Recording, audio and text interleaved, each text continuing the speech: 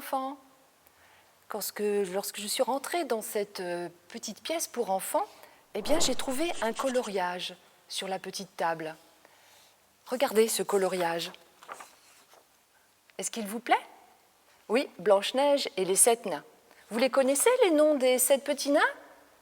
Dormeur, Grincheux, Simplet, Prof, Timide. Ah, il en manque encore 2. Vous pouvez m'aider?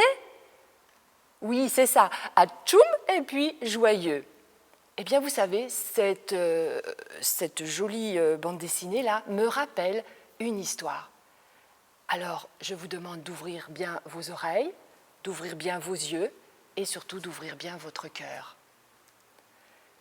Amélie est une petite fille charmante qui a pris l'habitude de donner des noms à tous les objets. Elle habite proche de son école, eh bien son école, elle l'appelle Bâton de Craie. Elle aime faire du vélo, eh bien elle appelle son vélo Guidon. Son cartable, eh bien c'est Capucine. Et son église, elle l'a nommée Jolie Croix. Ah, et puis il y a les nains du jardin de Madame Le Cerf. Madame Le Cerf, c'est son institutrice. Et son institutrice, elle habite tout près de Bâton de Craie. Elle habite à l'entrée de l'école. Et elle a un jardin, un joli jardin rempli de fleurs. Et dans ce jardin, il y a, devinez quoi, 10 petits nains. 10, pas un de moins. Et bien sûr, Amélie a donné un nom à chacun de ces petits nains. Alors là, tu ne pourras pas trop m'aider parce que si elle a donné Joyeux, Simplet et Dormeur, eh bien, elle a fait preuve d'originalité et elle a inventé des noms pour tous les autres. Alors, il y a Grognon, il y a Coquet, il y a Rieur, et puis quoi d'autre encore? Mignon, Bavard, Brouillon. Eh bien, si vous avez compté, il en manque encore un. Eh bien, le dernier manquant, elle l'a appelé Monsieur Trompette. Vous savez pourquoi Monsieur Trompette? Eh bien, parce qu'elle trouve qu'il ressemble au directeur de l'école. Le directeur de l'école, il a une grosse barbe et il a des beaux yeux qui brillent. Et ce petit nain-là aussi. Alors voilà, un jour, alors que c'est le moment des vacances, alors que Bâton de Craie est fermé, que Capucine est rangée dans le placard, et que Madame Le Cerf est partie en vacances au bord de la mer dans un camping, eh bien Amélie monte sur Guidon et se rend une visite à son amie Laura. « Tu viens faire un petit tour de Guidon avec moi ?» La petite randonnée les amène à passer devant Bâton de Craie et Amélie est fière de présenter à son amie les nains du jardin de Madame Le Cerf. « Je leur ai donné un nom à tous, dit-elle à Laura. « Eh bien, vas-y, dis-les-moi, lui dit Laura. Joyeux, Simplet, Grognon, Dormeur, Coquet, Rieur, Mignon. Ah, ben, qu'est-ce qui se passe? Mais c'est pas possible. Il en manque un. Bavard a disparu. Ah ah, peut-être que Madame Le Cerf l'a emmené en vacances avec elle au camping, lui dit Laura en s'amusant. C'est pas drôle, dis pas de bêtises, lui dit Amélie. Ben, dans ce cas, qu'est-ce qui lui est arrivé? Demande Laura. Ben, je n'en sais rien. Je n'en sais rien, dit Amélie. Elle est bouleversée parce qu'il manque un petit nain. Peut-être a-t-il été volé. Cette nuit-là, Amélie ne dormit pas très bien, comme la nuit précédente d'ailleurs. Ce mystère des nains qui disparaissent l'intriguait beaucoup.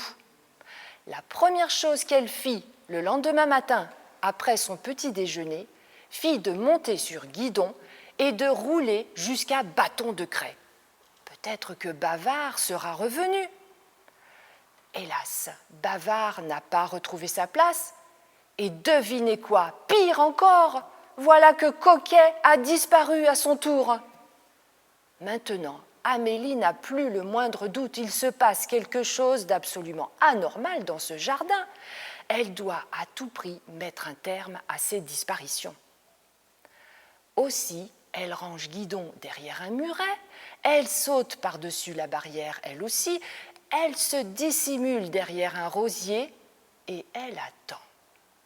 Elle attend 1 heure, elle attend 2 heures, 3 heures. C'est épouvantablement ennuyeux. Mais Amélie est bien décidée à faire peur aux voleurs qui tenteraient d'emporter un troisième nain. Alors qu'elle pense à abandonner sa cachette, parce que elle commence à avoir très faim, un grand homme avec une grosse barbe, muni d'un sac, fait irruption dans le jardin. Il attrape Monsieur Trompette et le fourre dans le sac. Et le voilà qui s'en va. Une grande barbe, des yeux qui brillent. Mais c'est pas possible! Amélie a reconnu Monsieur Trompette, le directeur de l'école. Incroyable mais vrai. Comment voulez-vous que fasse Amélie? Elle ne peut pas sauter sur son directeur et lui dire « Arrêtez de voler !» Aussi, elle reste là, cachée derrière son rosier, complètement paralysée. Monsieur Trompette est parti et elle attend qu'il ait disparu complètement pour sortir de derrière le rosier complètement abasourdie. Alors, en rentrant chez elle, elle passe devant Jolie Croix. Elle aperçoit Hélène. Alors Hélène, c'est sa monitrice d'école du sabbat. Elle va lui dire bonjour et lui demande « Que ferais-tu si tu voyais quelqu'un voler des trucs ?» Hélène réfléchit et lui dit « Ça dépend, quel genre de truc, de quel genre de truc tu parles ?» Eh bien, des affaires d'école, par exemple. Oui, en quelque sorte, des affaires d'école. Ah, dans ce cas, c'est simple, tu vas en parler au directeur. Mais c'est pas possible, lui dit Amélie, parce que c'est lui le voleur. Je viens de voir Monsieur Trompette voler les nains de jardin de Madame le Cerf. Il en a pris un, il en a pris un deuxième, et voilà qu'il vient d'en emporter sous mes yeux un troisième, Monsieur Trompette. Est-ce que tu crois que je devrais en parler à la police ? Et là, Hélène lui dit « Je ne pense pas que ce soit une très bonne idée. Alors, s'il te plaît, tu vas me laisser un petit peu de temps et je vais voir si je peux tirer au clair cette histoire. » Cette nuit-là, Amélie dormit encore très mal, tout comme la nuit précédente. Elle imaginait que tous les nains disparaissaient les uns après les autres. Oh, quel mauvais rêve! Qu'allait pouvoir faire Hélène? Après le petit déjeuner, la sonnette retentit. Dring, dring! Amélie court répondre. C'est Hélène qui est devant la porte. Il faut que tu m'accompagnes à l'école, Amélie. Monsieur Trompette veut te parler. Quoi? Ah non, c'est pas possible. Pourquoi est-ce qu'il veut me voir? Amélie est complètement affolée. Je vais t'accompagner, ne te fais aucun souci, lui dit Hélène.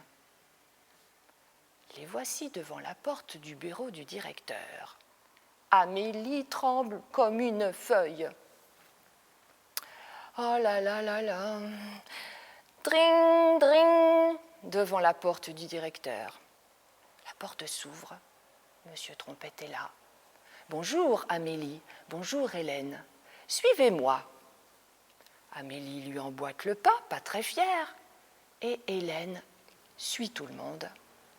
Il tourne à gauche, il longe le corridor, il monte l'escalier, et voilà qu'ils prennent un autre couloir, et qu'ils finissent par se trouver devant la porte de la salle des travaux pratiques. Ils entrent. Et là, c'est une surprise extraordinaire. Un merveilleux spectacle attend Amélie.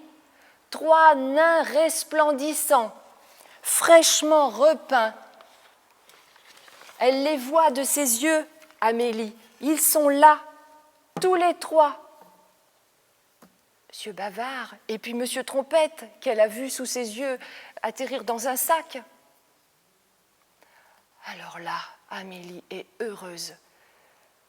Elle a compris ce qui s'est passé. Vous savez, monsieur, ce quiproquo me fait penser à Dieu. Vraiment? Lui dit Monsieur Trompette. Il est surpris. Ben oui, lui confirma Amélie. Au début, je me trompais au sujet de Dieu, puis je me suis aperçue que la seule chose qu'il désirait, c'était de rendre ma vie meilleure et plus épanouie, exactement comme vous l'avez fait pour les nains de Madame Le Cerf. C'est presque comme si Jésus prenait un grand pinceau, un pinceau géant, pour mettre de la couleur partout dans ma vie, dans la vie de tout le monde. J'ai bien compris ce que tu veux dire, Amélie. Et je pense que tu as raison. Oui, tu as parfaitement raison. Jésus illumine nos vies à tous. Mon histoire est terminée, mais elle se prolonge dans un passage de la Bible que je souhaite vous laisser. Il s'agit de quelques versets du chapitre 10 de l'Évangile de Jean. Prenons la Bible. Le berger entre par la porte de la bergerie. Celui qui entre dans la bergerie, en passant par-dessus le mur, est un voleur. Les moutons écoutent la voix du berger, car il connaît sa voix, et ces moutons le suivent. Jésus nous dit, « Le voleur vient seulement pour voler, mais moi je suis le bon berger, et je suis venu pour que vous ayez la vie, et que cette vie soit abondante. » Alors, je vous invite à faire confiance à Jésus, afin que chacun de nos vies soit lumineuse. Mon histoire est terminée, je la ferme, je la plie et je la mets sur votre cœur.